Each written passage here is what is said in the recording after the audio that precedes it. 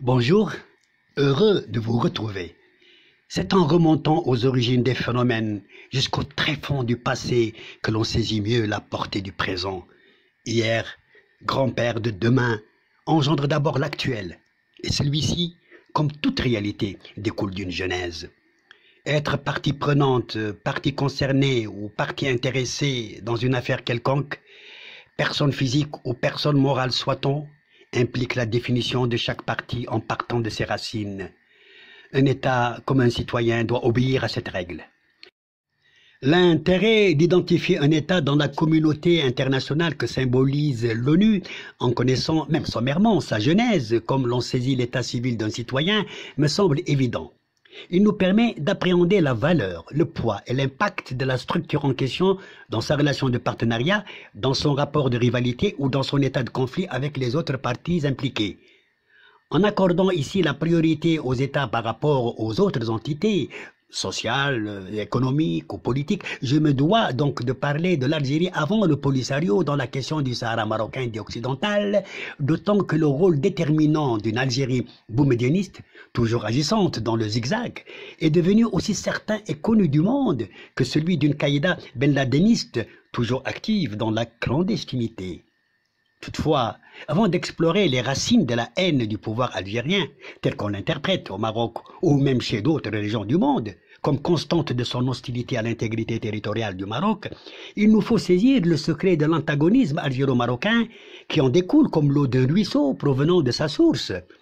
Et pour parvenir à cette perception, il convient de comprendre d'abord ce qu'était le territoire pré-ottoman de la future Algérie par rapport au Maroc durant cette même période. Connaître ce que fut ensuite l'Algérie française post-ottomane durant le protectorat français sur l'État marocain et ce qu'elle devint, enfin, depuis son indépendance, 6 ans après la libération du Maroc, jusqu'à nos jours. Commençons donc par le commencement, en cheminant chronologiquement dans la clarté. Mais attention au départ. Le départ. Le départ, c'est le point zéro de l'histoire algérienne, carrément. Un vide politique national, une incohérence sociale dominante, l'absence d'un État indépendant, un néant, tout court. Voilà ce que disent unanimement sur l'Algérie les grands témoins de l'histoire, de différentes tendances et provenances, de diverses sciences et croyances. En effet, l'État algérien n'existait pas, ni avant l'arrivée des Français, ni durant leur présence coloniale.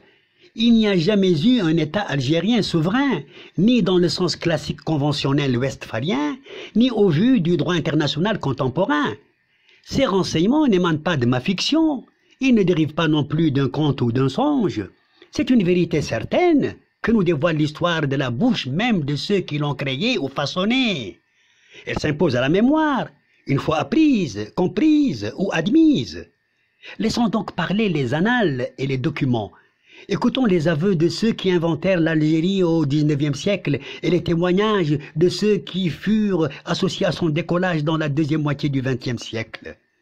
D'ailleurs, puisque nous parlons de témoignages, il convient d'admettre que la coïncidence de diverses déclarations convergentes sur le même sujet pour rappeler la vérité est une magnifique conjonction, un heureux hasard, un message de la Providence à saisir. C'est justement le cas sur la genèse de l'Algérie, évoquée par deux confrères dans la semaine du lundi 31 août au dimanche 6 septembre 2020, alors que je composais moi-même le contenu de la présente vidéo. Car tous les trois parlions, nous, de la naissance de l'État algérien.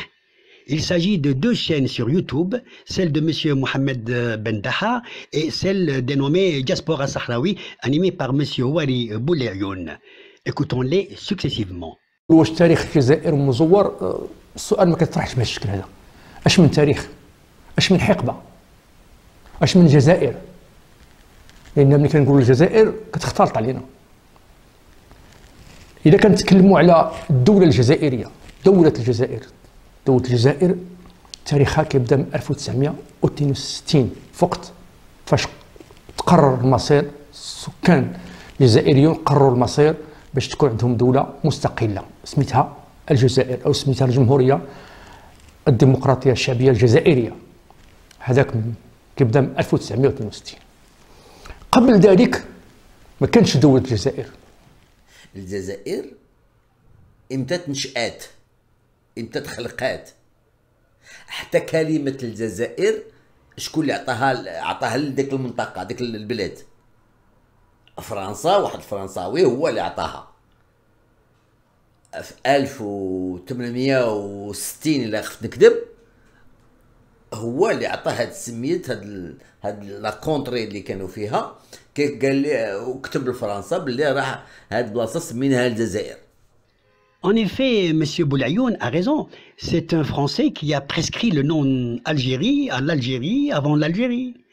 Tel un père qui décide d'octroyer un prénom à un futur enfant, encore fœtus dans l'utérus de sa mère, durant la grossesse, sans attendre le jour du baptême. M. Boulayoun ne s'est pas trop trompé au sujet de cette date en la situant approximativement à 1860, car c'est plutôt à l'automne 1839, soit 23 ans avant la naissance de l'État algérien.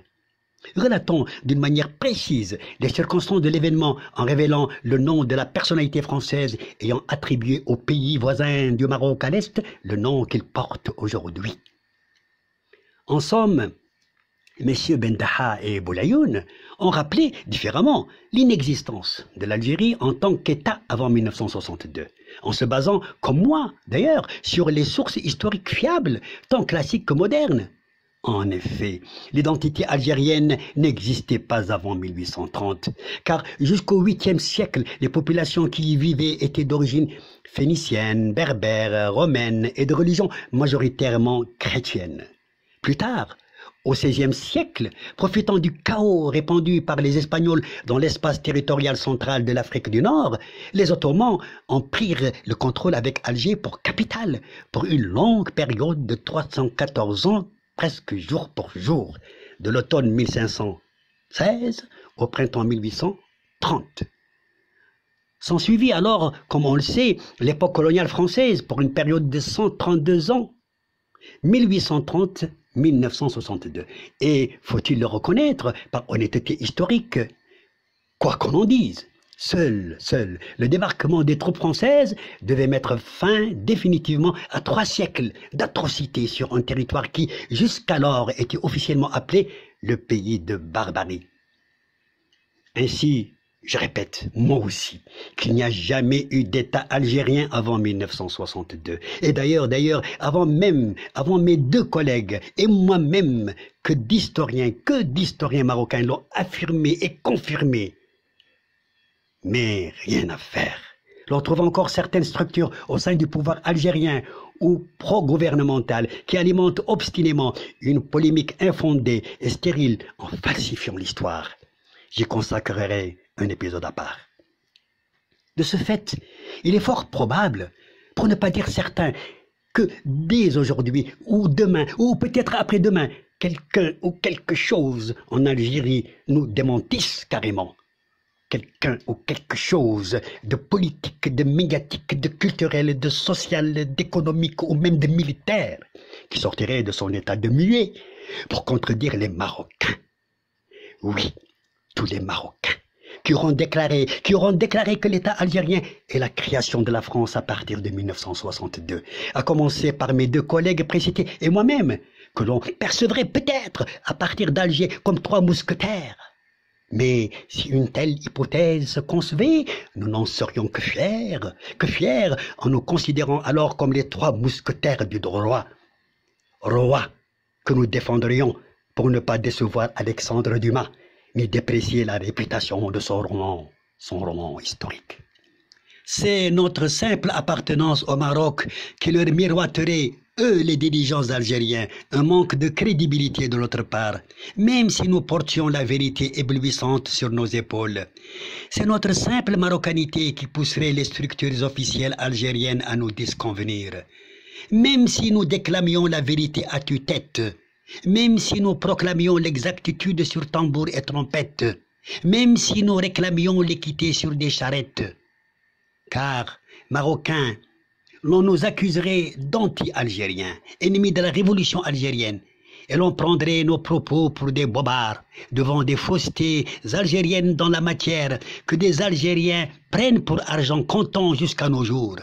Des Algériens peu avisés ou trop abusés à cause d'une fausse apparence de rigueur intellectuelle culturelle ou médiatique des dirigeants chaque fois qu'ils parlent de l'histoire de l'Algérie. Alors, pour éviter une telle éventualité très plausible, j'agirai par anticipation en recourant aux plus irréfutables arguments français et algériens associés, dans un ordre chronologique confirmant l'inexistence d'un État algérien avant 1962 d'une part, et la création de cet État par la France, la seule France, l'unique France, même en rognant une bonne partie du territoire oriental marocain. Revenons donc au point de départ avec la déclaration précitée de M. Boulayoun pour en préciser davantage les éléments clés. En effet, c'est un Français militaire, le général Schneider, ministre, secrétaire d'État à la guerre qui, dans une lettre datée du 14 octobre 1839, je dis bien une lettre datée du 14 octobre 1839, adressée au maréchal Malvalé, gouverneur général de l'Algérie, officialisa à ce pays son nom de baptême. Voici les extraits principaux de cette décision contenus dans la correspondance en question, dont je donne lecture, le texte exposé sous vos yeux sur l'écran. Monsieur le maréchal, jusqu'à ce jour, le territoire que nous occupons dans le nord de l'Afrique a été désigné dans les communications officielles, soit sous le nom de possession française dans le nord de l'Afrique, soit sous celui de l'ancienne régence d'Alger, soit enfin sous le nom d'Algérie. Cette dernière dénomination, plus courte, plus simple et en même temps plus précise que toutes les autres, m'a semblé devoir dorénavant prévaloir. Je vous invite en conséquence à prescrire les mesures nécessaires pour les diverses autorités et généralement tous les agents qui, à un titre quelconque, se rattachent au service civil ou militaire de notre colonie, substituent le mot Algérie aux dominations précédemment en usage. Recevez, monsieur le maréchal, l'assurance de ma très haute considération. Fin de citation. Cette officialisation d'appellation constituait en quelque sorte une confirmation d'acte de naissance de l'Algérie, 9 ans après le débarquement colonial français, en mettant fin à la présence ottomane.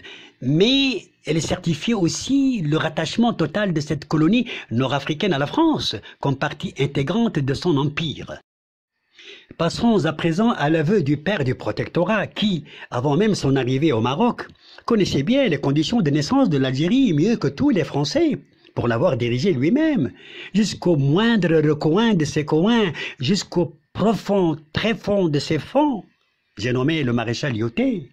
Son témoignage, intervenu 77 ans après l'attribution du nom de l'Algérie par le général Schneider, est un acte d'autant plus déterminant et éclairant qu'il constitue un constat de l'état des lieux au début de sa mission au Maroc en établissant une comparaison entre les deux pays maghrébins. Deux États qui, protagonistes de la guerre des sables en octobre 1963, devinrent les deux parties du conflit géostratégique sur le Sahara marocain à partir de novembre 1975. Écoutons Lyautey avec concentration. Je cite. « Alors que nous nous sommes trouvés en Algérie en face d'une véritable poussière d'un état de choses inorganiques, où seul le pouvoir constitué était celui du Dey turc effondré dès notre venue, au Maroc, au contraire, nous nous sommes trouvés en face d'un empire historique et indépendant, jaloux à l'extrême de son indépendance, rebelle à toute servitude, qui, jusqu'à ces dernières années, faisait encore figure d'État constitué, avec sa hiérarchie de fonctionnaires, sa représentation à l'étranger, ses organismes sociaux. À côté de cet état-major politique, il existe également un état-major religieux qui n'est pas négligeable. » Fin de citation. Une troisième pièce à conviction de gros calibre viendra étayer 3 décennies plus tard la déclaration du maréchal Lyautey. Il s'agit de 2 témoignages signés par un poids lourd algéro-maghrébin. Le premier est formulé en ces termes. Je cite. « La France n'a pas colonisé l'Algérie, elle l'a fondée. » Je répète, la France n'a pas colonisé l'Algérie, elle l'a fondée. Ces mots ne viennent pas d'un poète nostalgique de l'Algérie française, mais de Farhat Abbas, pharmacien de formation, ex-leader FLN, premier président du GPRA, 1958-1961, premier chef d'État de la République algérienne indépendante, en sa qualité de premier président de l'Assemblée nationale constituante, sa formation scientifique fondamentale faisant de lui un homme rationnel primitivement familiarisé aux disciplines scientifiques avant d'épouser la politique, le rendait d'abord aussi pragmatique que réaliste. Le célèbre journaliste et biographe français Jean Lacouture lui a d'ailleurs reconnu des qualités distinguées, faisant de lui un leader pondéré et éclairé. Mais le second témoignage, tout en convergeant totalement avec le premier, se distingue néanmoins par son intensité et l'émotion qu'il produit. Concentrons-nous-y. Je cite. « Si j'avais découvert la nation algérienne, je serais nationaliste et je n'en rougirais pas comme d'un crime. Les hommes morts pour l'idéal patriotique sont journellement honorés et respectés. Ma vie ne vaut pas plus que la leur. Et cependant, je ne mourrai pas pour la patrie algérienne. Parce que cette patrie n'existe pas. Je ne l'ai pas découverte. J'ai interrogé les vivants et les morts. J'ai visité les cimetières. Personne ne m'en a parlé. On ne bâtit pas sur le vent. On ne bâtit pas sur le vent. » Fin de citation. On ne bâtit pas sur le vent, a-t-il dit. Le vent? Voilà à quel point le leader du mouvement révolutionnaire algérien était sceptique, même à la construction d'un État algérien après le départ des Français. Oui, à ce point fut-il angoissé de voir un État algérien post-colonial autant en emporte le vent. Cela étant dit, un État n'est pas l'équivalent d'une tribu, autant que celle-ci n'est pas synonyme d'une famille. C'est à la lumière de cette dialectique développée que l'on pourrait saisir in fine qu'une poussière dans le vent, c'est l'Algérie auparavant. C'est la conviction conjointe Hubert Lyautey Farhat Abbès, exprimant le verdict de l'histoire devant une vaine tentative algérienne boumedieniste de falsifier l'histoire. Au prochain épisode, si Dieu l'admet, je l'espère.